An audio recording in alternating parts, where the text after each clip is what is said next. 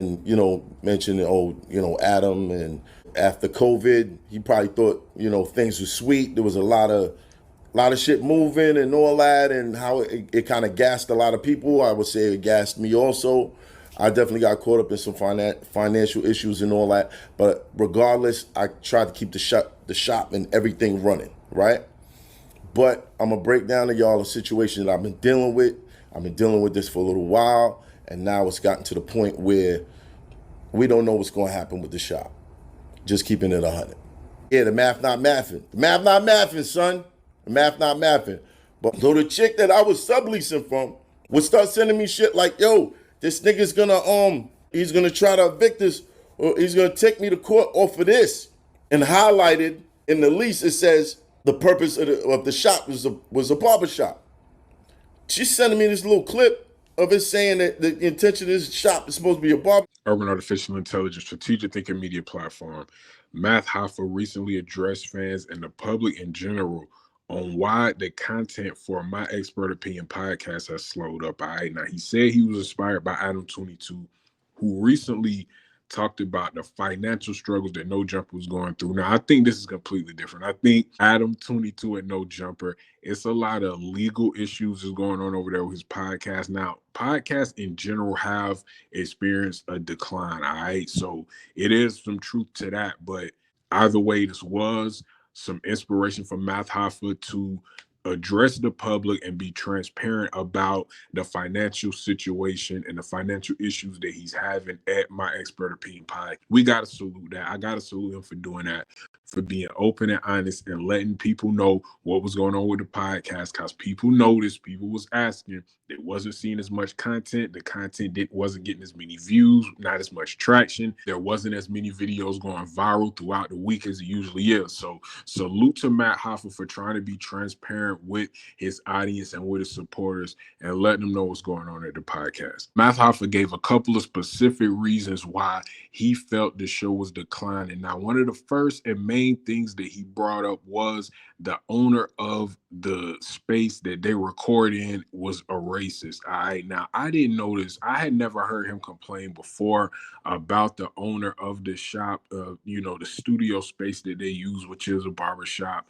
It is part of the aesthetic of the show. All right. If this show moved to another location, I don't know if it would hit the same. I want y'all to get in the comments and let me know, would this show hit if it wasn't in a barbershop? All right. The setting of My Expert Opinion, that barbershop, it has a big influence on how we see that show. If Math Hoffa was in a regular studio, do y'all still think y'all would watch the show? Would it hit the same? Would it give the same vibe? I want y'all to get in the comments and let me know, because from what I'm hearing from him, from what he's saying, the location may be changing. Now, he didn't say that, but I mean, he called the owner a racist, and a lot of people were getting in the comments about this, saying he's never said that before. He never spoke on it before. He's been there for a while. That's where the show started.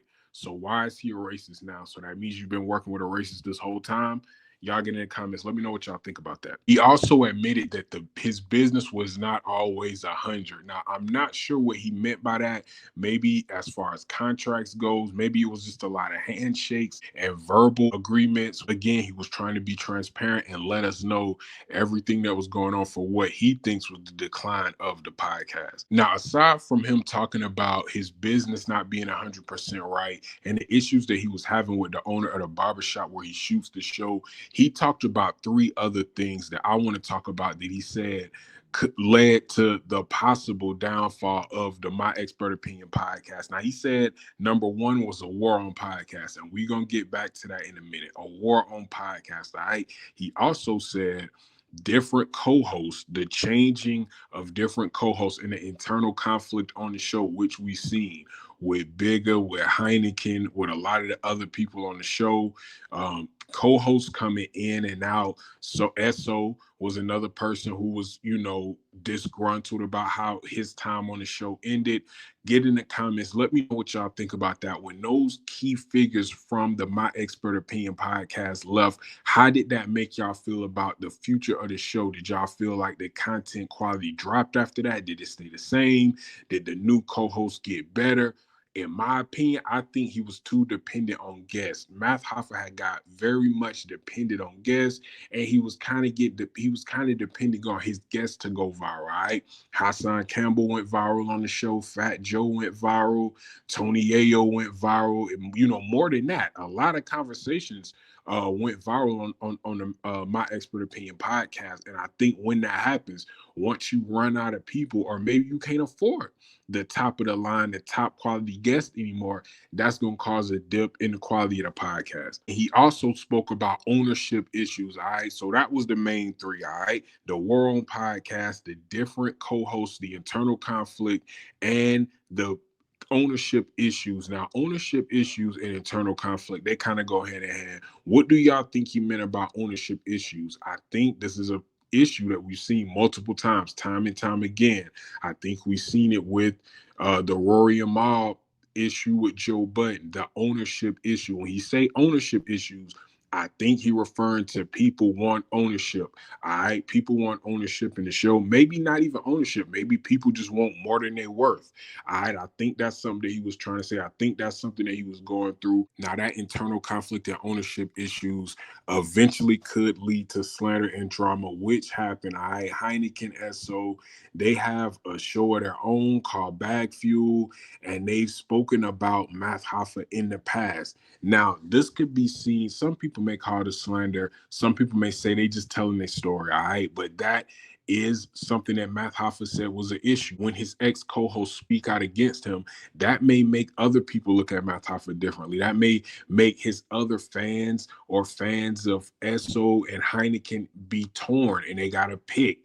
That is a real thing. That is a factor. Now, the last thing that he spoke about was a war on podcast.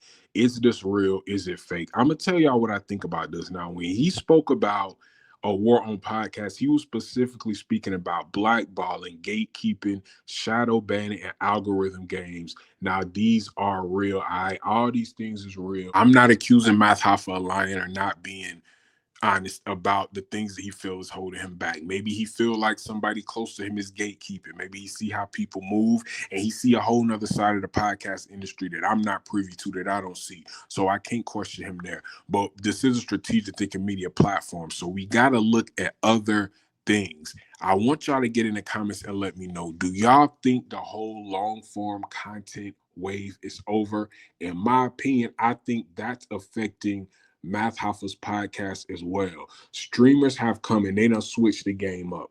They changed the game up. Short form content and streaming is kind of moving in on podcast territory. These long, drawn out 2 hour, 3 hour, 4 hour podcasts, that's just not catching as much attention, as much traffic as it used to. It's not getting as many viewers. More people are streaming or they doing short form content. If you on camera for 2 to 3 hours, because of streamers, you need to be doing something else. You need to be playing a video game. You need to be interacting. Just sitting around, talking, conversating on a couch with a mic in front of you, that can still be done successfully, and it's still people making a lot of money doing that. But I think the peak of that was during the pandemic. I think that was when that was a more broad reaching way to reach people. Nowadays, people want to see you streaming. Look at what Casanat is doing, how he did the whole Batman thing. He has all these different mafia type themes, these 24-hour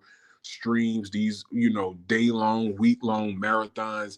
Those are the type of things that's getting the most traction. All right, the long form content, sitting around talking, is kind of getting pushed to the side a little bit. It's not completely obsolete, but streaming and short form content seems to be the thing that most people are moving towards, at least when it comes to YouTube. I want y'all to get in the comments and let me know. And let me know overall what y'all think about this Math Hoffa situation. Do y'all think the podcast will be back? How do y'all feel about if this is the end? How do y'all feel about the way that it's ending? This was one of the top podcasts, man. I definitely don't want to see it end this way. I definitely want Math Hoffa and everybody over there, My Expert Opinion, to figure it out. It was a good podcast, and I enjoyed watching it, man. Urban Artificial Intelligence, strategic thinking media platform. I'm going to see y'all in the next episode. Peace.